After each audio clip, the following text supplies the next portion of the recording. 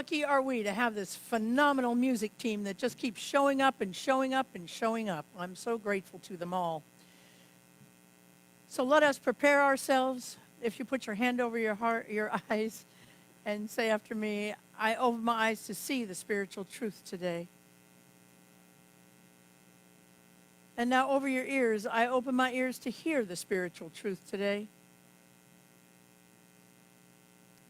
And then over your heart and extend out your arms, I open my heart to receive the spiritual truth today. The spiritual truth that I'm working with today is that you are filled with compassion. You are filled with compassion. Why can I say that with so much assuredness? Because compassion is who God is. And if it's who God is, it's who you are as well. For you are simply a representation of the presence of God on this planet. You know, in human race consciousness, human race language, rather, that's what our founder, Ernest Holmes, called common talk, human race language.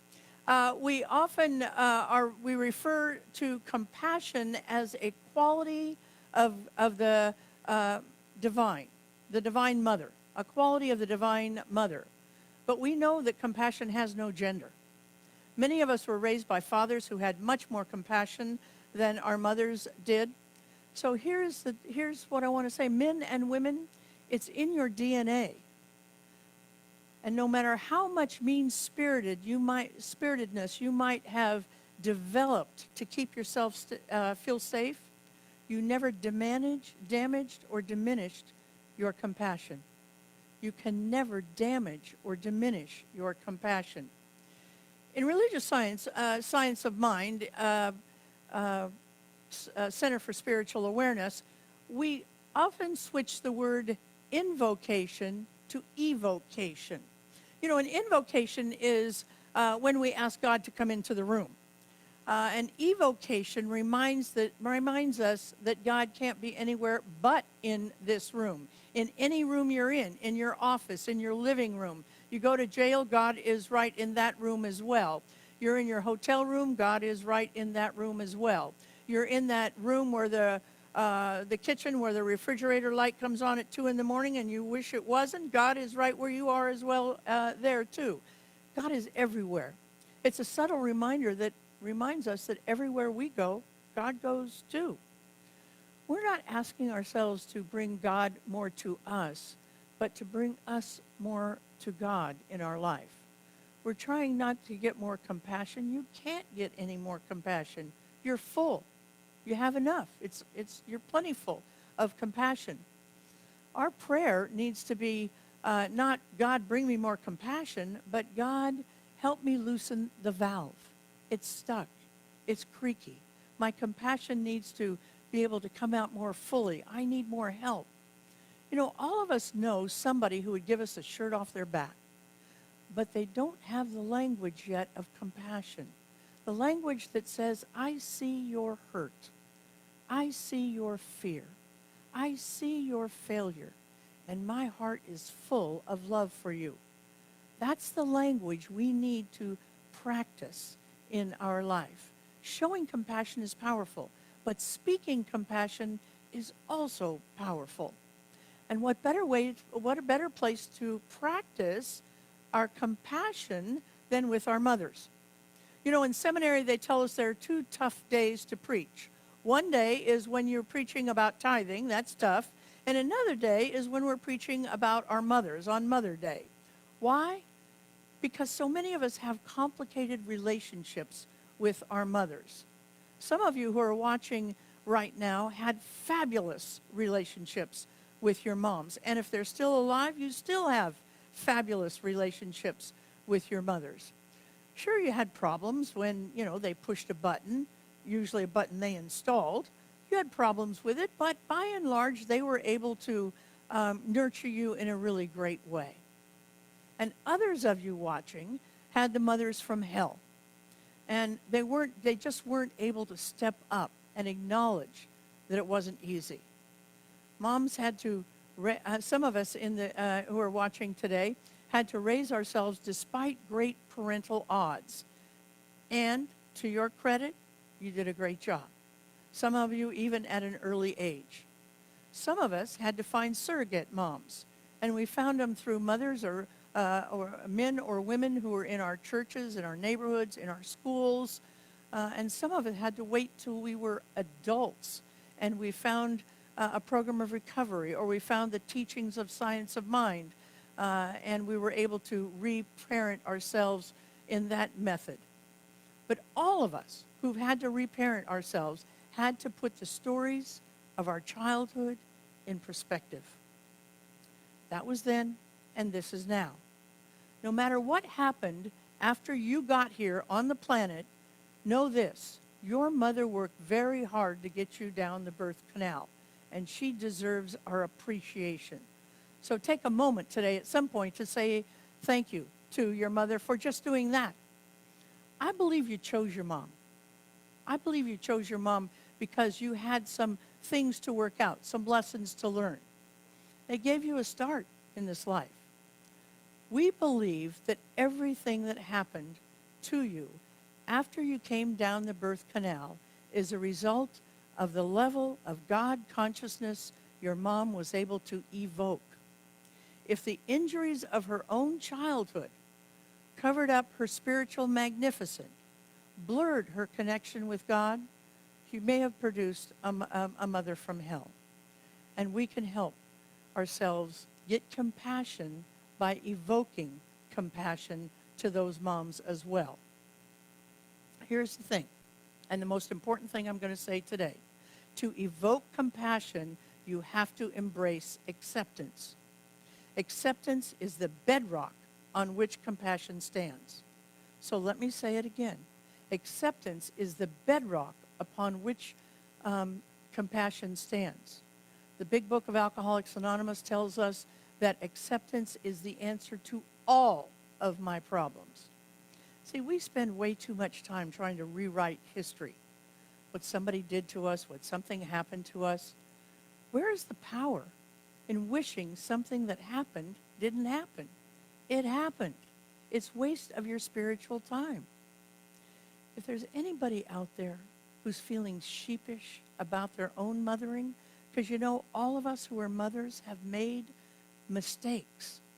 If there's anybody out there feeling sheepish about it, you have always know this: you always did the very best you could, given the level of unhealed injuries covering up the truth of who you are. It's why it's so important for us to clean ourselves up, to break any family cycle that makes anybody less than. If you come to CSA, if you come to any kind of a New Thought church, you know that you're going to be asked to take 100% responsibility for yourself. No longer can you feel comfortable being a victim. Being a victim to your personal history, being a victim to society, being a victim to your boss, being a victim to your in-laws, and especially being a victim to your own childhood. Developing compassion is a powerful key to greater connection with the moms from heaven and the moms from hell. Because acceptance of this entity called mom, an entity of God called mom, in whatever form they came to you, is the foundation of your wholeness. Your mom may be dead. Your mom may be somebody you want to have no physical relationship with. But to be whole, to find wholeness in your life, to find happiness in your life, to be completely free of worry and lack of self-confidence, not enoughism, in order to be able to achieve that state, you have to have a metaphysical relationship with your mother, a metaphysical relationship of acceptance of her. And you can do that without ever laying eyes on her again. Acceptance is the bedrock upon which compassion stands. You can't rewrite history. If you're still trying to change what happened 10, 20, 30 years ago, let it go. It happened. It's over. It's done. So how do you develop a relationship of compassion for moms from both heaven and hell? There are steps. CSA is a very practical church. We want you to know not only what you want to have, but how to get what you want to have. So let's look at some steps. The first one is this. You want to develop compassion for your mother? Make sure that you're not drawing adult conclusions with childhood eyes.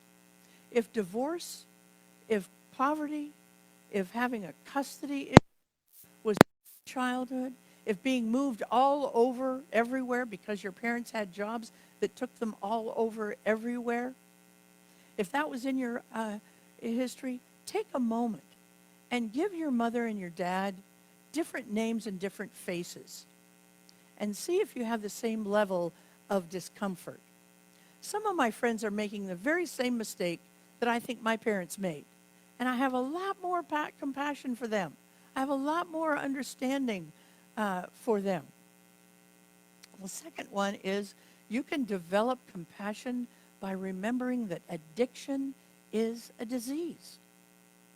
Doesn't make what happened to you right. Doesn't make it that it should have happened to you.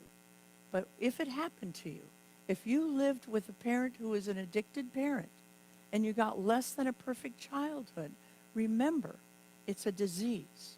The third one is you can develop compassion by remembering what fear and exhaustion do to your personality.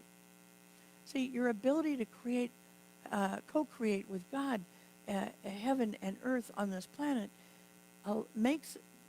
creates a requirement that we don't fall victim to being overexhausted or attaching ourselves to the definition or the description of a victim. I've always been victimized by this, or this has always been part of my story. It doesn't have to always be part of your story.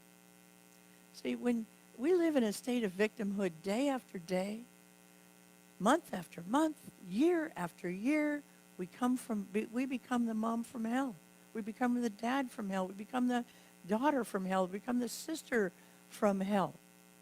And you add physical tiredness to a state of victimhood, and we're really in trouble.